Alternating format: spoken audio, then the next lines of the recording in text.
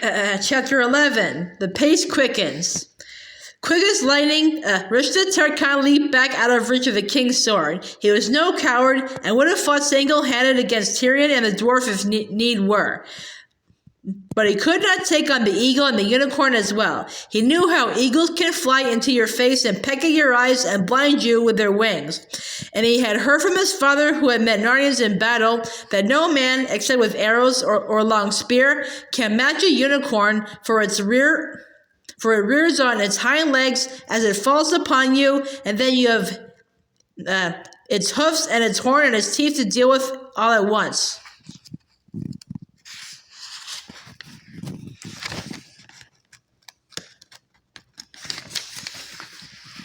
So he rushed into the crowd and stood calling out, to me, warriors of the Tisroc, may he live forever. To me, all loyal Narnians, lest the wrath of Tashlan fall upon you." While this was happening, two other things happened as well. The ape had not realized his danger as quickly as the Tarkan.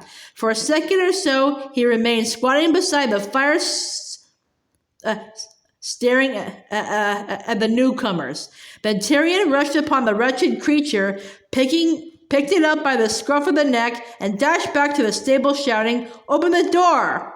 Pocket opened it. "Go and drink your own medicine, chef," said Tyrion, and hurled the ape through into the darkness.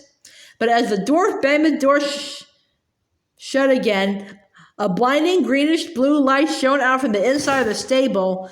The earth shook, and there was a strange noise, a clucking and screaming as if it was the hoarse voice of some monstrous bird. The beast moaned and howled and called out, "Tashlan, hide us from him!" And many fell down, and many hid their faces in their wings or paws. No one except Farsight the eagle, who has the best eyes in all living things, noticed the face of Rishta Tarkan at that moment. And from what Farsight saw there, he knew at once that Rishta was just as surprised and nearly frightened as everyone else. "There goes one," thought Farsight, who has called on gods he does not believe in. How will it be with him if they have really come? The third thing, which also happened at the same moment, was the only really beautiful thing that night. Every single talking dog in the whole meeting, there were 15 of them, came bounding and barking joyously to the king's side. They were mostly great big dogs with thick shoulders and heavy jaws. Their coming was like the breaking of a great wave on the sea beach. It nearly knocked you down, for though they were talking dogs, they were just as docky as they could be, and they all stood up and put their front paws on the shoulders of the humans and licked their faces, all saying at once, "Welcome, welcome, we'll help, help. Show us how to help, show us how. It was so lovely that it made you want to cry. This at last was the sort of thing they had been hoping for. And when a moment later, several little animals, mice and moles and a squirrel or so, came pattering up, squealing with joy and saying, see, we're here. And when, after that, the bear and the boar came too, Eustace began to feel that perhaps, after all, everything might be going to come right. But Tyrion gazed round and saw how very few of the animals had moved. To me, he called. Have you all turned cowards since I was your king? We daren't, whimpered dozens of voices. Tashlan would be angry. Shield us from Tashlan. Where are all the talking horses? Asked Tyrion. We've seen, squealed the mice. The ape has made them work. They're all tied down at the bottom of the hill. Then all you little ones, said Tyrion, you nibblers and gnawers and nutcrackers, away with you as fast as you can, scamper and see if the horses are on our side. And if they are, get your teeth into the ropes and gnaw till the horses are free and bring them hither. With a good will, sire, came the small voices, and with a whisk of tails, those sharp-eyed and sharp-toothed folk were off. Tyrion smiled for mere love as he saw them go, but it was already time to be thinking of other things. Rishta Tarkan was giving his orders. Forward, he said, take all of them alive if you can and hurl them into the stable or drive them into it. When they are all in, we will put fire to it and make them an offering to the great god Tash. Ha! Said Farsight to himself. So that is how he hopes to win Tasha's pardon for his unbelief.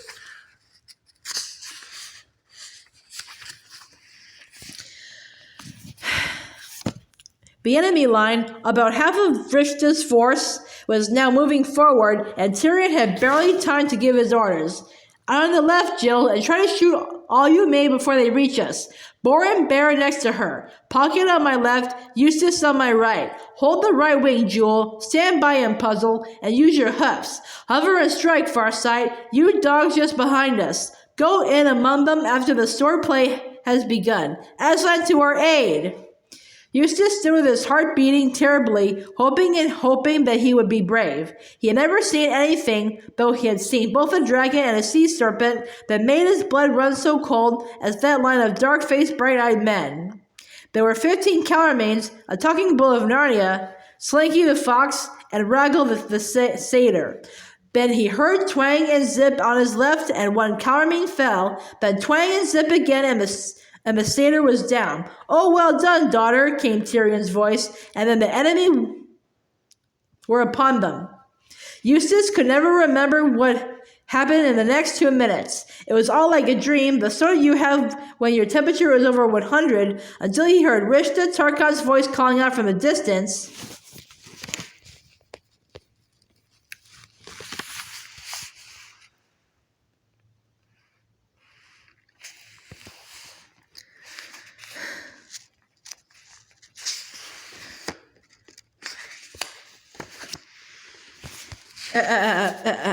Retire! Back hither and reform! Then Eustace came to his senses and saw the countermain scampering back to their friends, but not all of them. 2 lay dead, pierced by Jewel's horn, one by Tyrion's sword. The fox lay dead at his own feet, and he wondered if it was he who had killed it.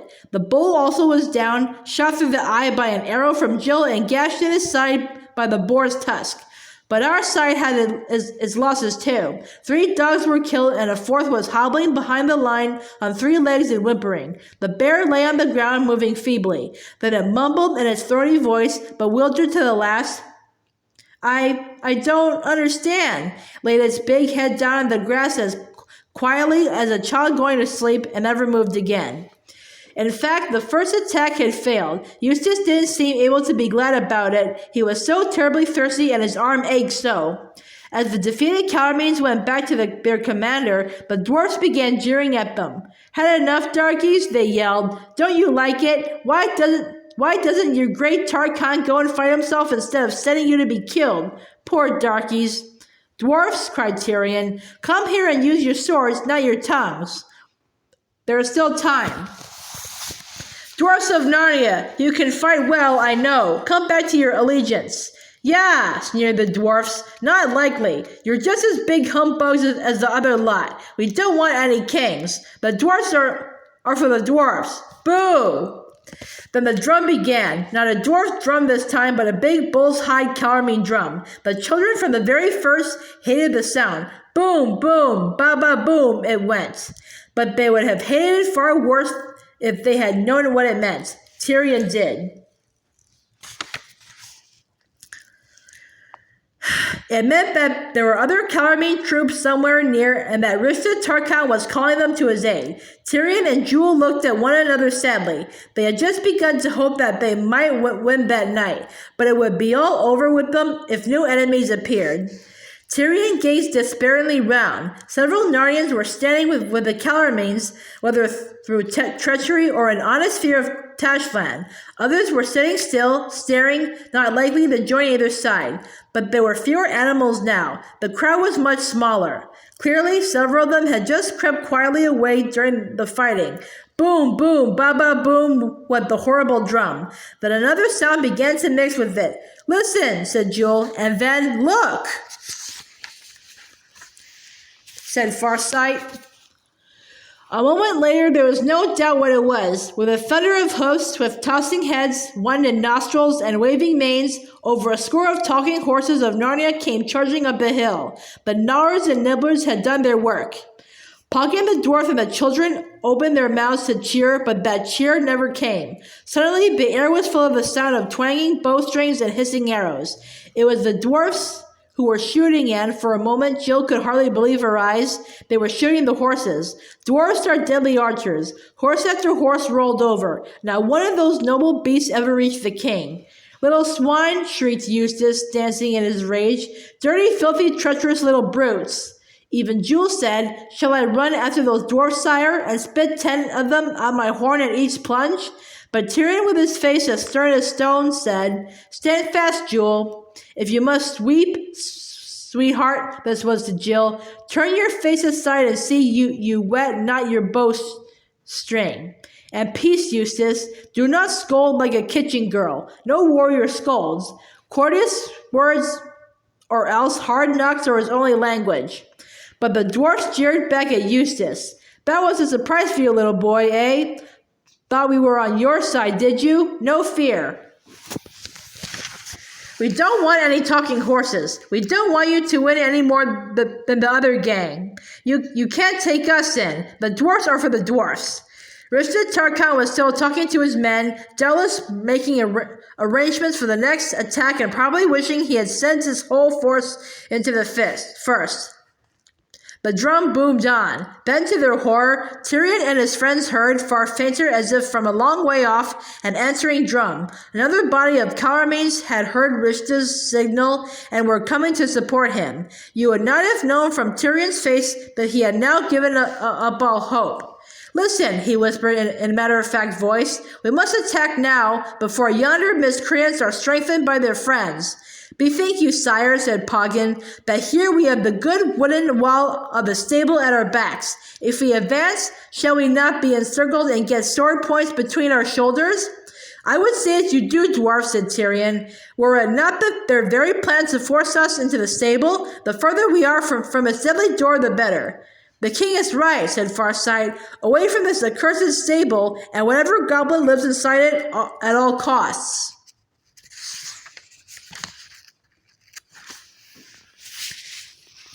"Yes, do let's," said Eustace. "I'm coming to hate the very sight of it."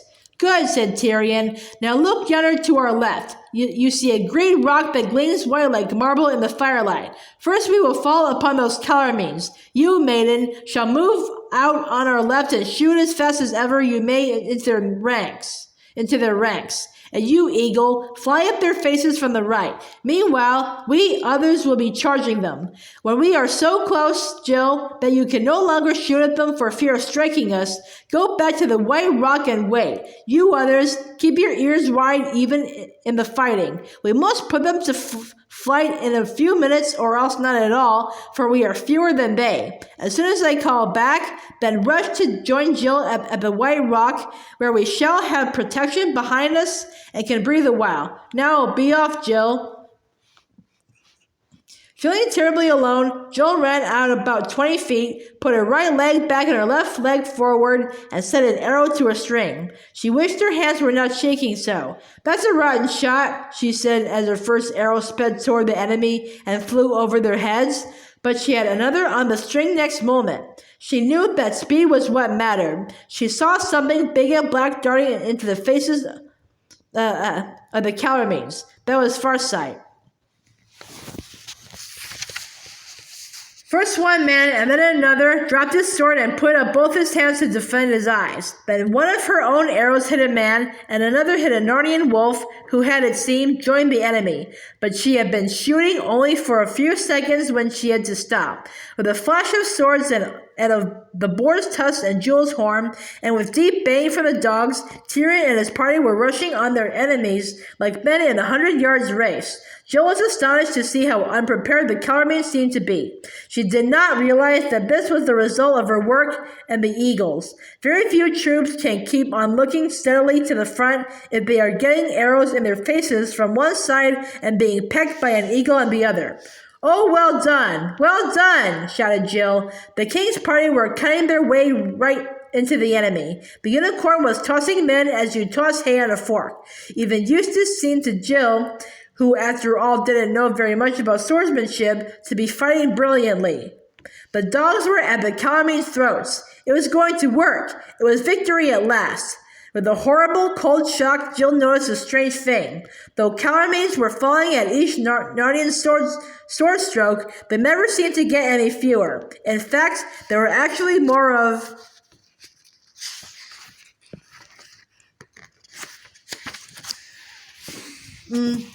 them now than when the fight began. There were more every second. They were running up from every side. They were new Calamines. These new ones had spears. There was such a crowd of them that she could hardly see her own friends. Then she heard Tyrion's voice crying, "Back! To the rock!" The enemy had been reinforced. The drum had done its work.